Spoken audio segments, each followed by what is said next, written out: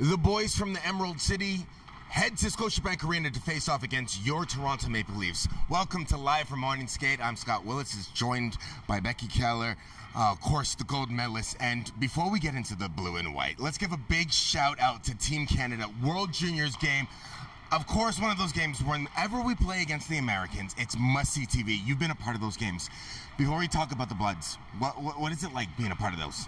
You know, the rivalry is so intense, and I would liken it a little bit to the old Canada-Soviet Union days where there's a bit of a hatred. Even though you kind of know each other off the ice, there's a little bit of that hatred. They are the most fun games that you can play in, and I got to be honest, I get more nervous watching now than I ever did playing. Be honest, were those 2 goals called back, were they fair? I don't know. We're going to go by that. What are you going to say? We're going to go by the rule, but Canada's in the gold medal game. We're good. We're Canadian. One person that's not Canadian is Auston Matthews, who also hit a very big mark. 500 points, the youngest player to do it in the blue and white. Look at this, 445 games. That's better than Matt Sundin, Rick Vaive, Daryl Sittler. The list goes on, as you can see. What can you say about 34 and just what he means to this team and just how he's dominated and been as advertised since he's been drafted? Well, it goes back to the first game he played as a Toronto Maple Leaf, and he scored 4 goals. You knew something special was going to happen from that day forward. He's done it all. He hasn't been scoring at the same pace that he did last year, but I love all the other things that he does as well. And just the fact that when he's asked about this record that he's just set, he deflects it onto his teammates. Good guy, good leader, great player to have. One thing about that game on Tuesday was it was absolutely electric in this building. It was one of my most favorite games this year so far. The building was buzzing, everybody was happy there. I know that a lot of people got those tickets for Christmas. However, this is one of those games that Sheldon Keefe is probably pulling his hair out. It wasn't exactly defensively sound. Yeah, when you give up 5 goals, there's some questions that you want to answer the next day. And I'll go back to Auston Matthews in his interview after the game said, this was a fun game. This is a high-scoring game. Fans love it. It's fun for players, but it may not be so fun tomorrow when we have to watch video. And I think that's probably the case. There's some things you want to look at and correct going forward into Seattle. But one thing that we could see is that the offense was just on fire. And we talked about Auston getting to the 500-point mark. There's one person that always says, whatever Auston can do, I can do too. And that's number 16. He has a chance to get to the 500-point marker tonight. And I have a weird feeling that it's happening. Yeah, let's hope it happens tonight. 498 points. He's just 2 back. Pretty impressive that Auston Matthews can get there, the fastest Leaf to get there, and that Mitch Marner is going to break all those records to become the 2nd fastest Leaf to get there. He had a quiet night the other night. I would expect that he's going to come out with a fire lit under him tonight against Seattle. One thing that I really haven't heard in a long time is the fact that fans were chanting Michael Bunting, get on the ice. Everybody wanted to see him get that hat trick. And he's become somewhat of a cult hero here in Toronto. Of course, he's a Scarborough kid. He plays with a little grit. He plays in between the lines. It's something that we all like in a Toronto boy. Why has this guy become just something? He's taken his game to another level, and why do we love him so much? I think Toronto has always loved a gritty player. You know, you look back at guys like Wendell Clark. Toronto was always like that. And you got a guy like Bunting, where you know the opposition just hates him. He's a fun guy to have on your side. He's been successful lately. He's chirping, he's drawing penalties, he's scoring goals, he's gotten an opportunity on the power play, done very well with it. 2 power play goals in the last 2 games. And I think the fans just appreciate everything that he brings to this team. I'm being dead serious with you, Becky. I was sitting right there, and everybody was sitting there in overtime going, if you don't put Bunting on the ice, I'm going to flip out. So he's really just captured the heart of Leaf Nation, and you love to see it, especially for a guy who grew up being a Leaf fan. One person who has just taken his game to another level this year is William Nylander. 17 points in the last 10 games, including 7 goals. He's looking more than elite. He's looking like a guy who can drive his own line. He can do whatever he wants, and to be perfectly honest, probably the all-star on our team. Well, and I think the biggest thing that I can think of when I think of him right now is consistency. Everything he's doing this year, we've seen this in the past. We just haven't seen it night after night after night, and that's what you're getting from him right now. He's so skilled. He's making things happen. You're right. At times, he's the driver of that line. Pretty impressive that you can see it happen night after night. You know what I think that people are beginning to appreciate is there was this lackluster a look of William at the beginning of his career, where people thought that maybe he was just kind of giving up on the play.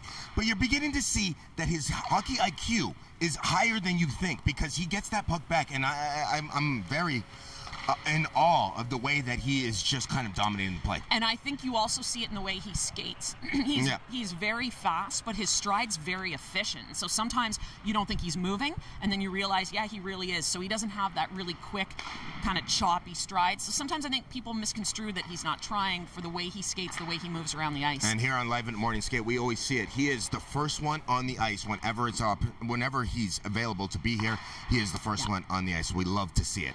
Which brings us to our FanDuel first goal of the game. I've missed a couple shows. Have you got one right yet?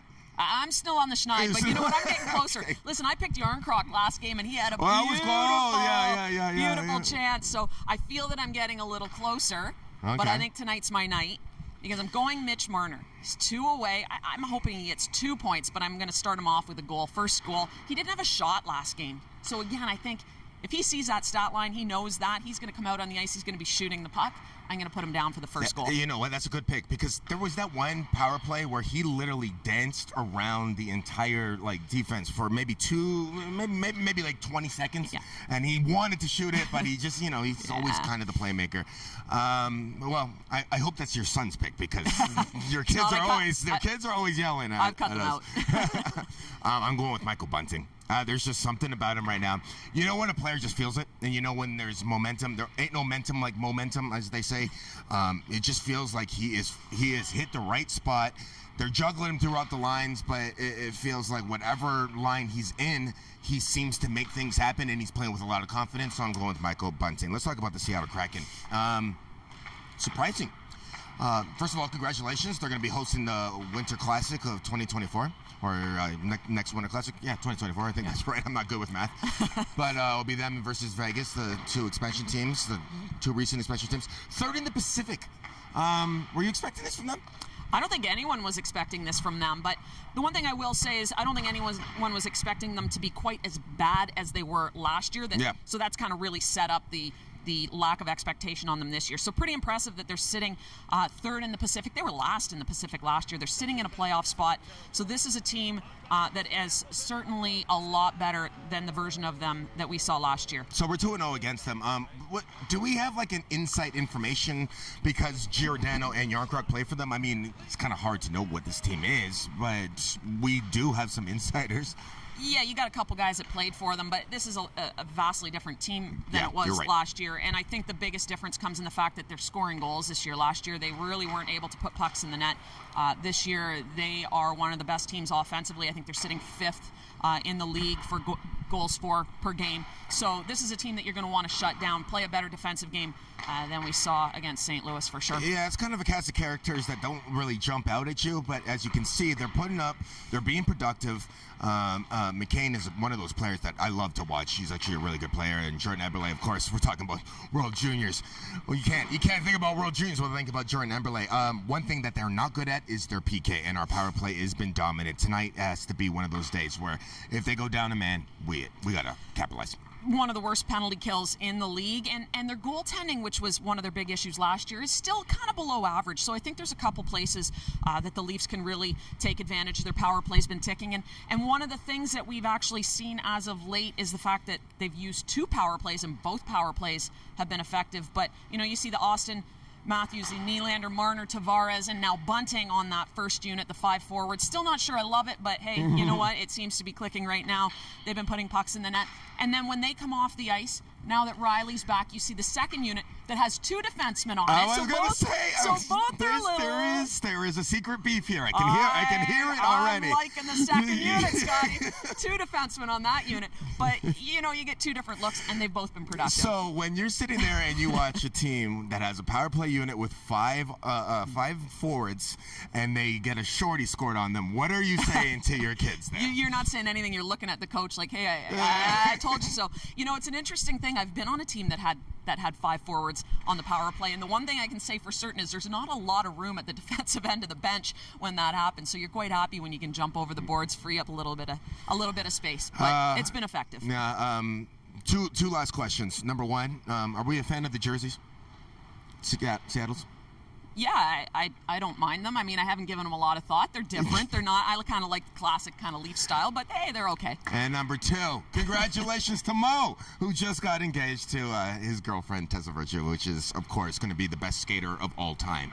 Yeah, I can't wait to see what happens when they have a kid. That kid's going to skate. We said he's going to be a goalie, probably. Exactly. Tonight, the game is, of course, at 7 o'clock. You can catch it on Sportsnet or on the Fan 590 with our boys Joe and Jim. She's Becky. I'm Scott. It's been a pleasure. Live from Morning Skate, presented by FanDuel.